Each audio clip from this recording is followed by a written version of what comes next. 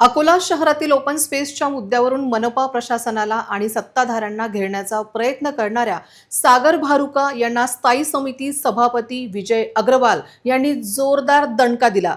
सागर भारुका यांनी केलेले सर्व आरोप पूर्णपणे बिनबुडाचे, तथ्यहीन आणि केवळ दिशाभूल करणारे आहेत, असा घणाघाती प्रहार अग्रवाल यांनी केला।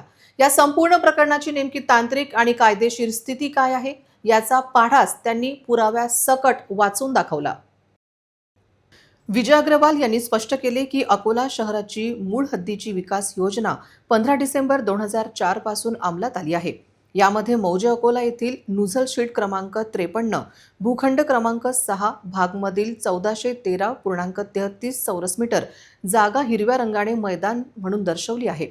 तत्कालीन नगरपालिकेने 1962 मध्ये हा अभिन्यास लेआउट म्हणून मंजूर करताना ही जागा मैदान म्हणून दाखवली होती। म्हणूनच 2004च्या विकास योजनेत ती तशीच राहिली।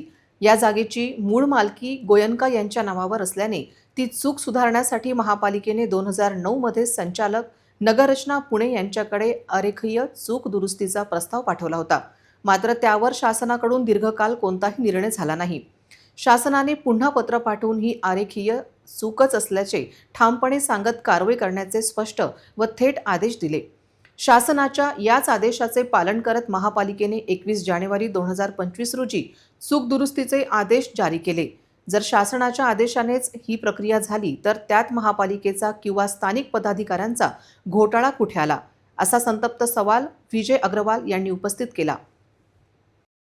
जे आता विधानसभेमध्ये त्यांनी जे मांडलं त्याची तक्रार अजय शर्मा यांनी 12 वर्षापूर्वी केलेली आहे गोयनकाच्या लेआउटची, आणि ती ओपन स्पेस कोणालाही आपण दिली नाही, त्यांनाही वापरण्याला दिली नाही आहे।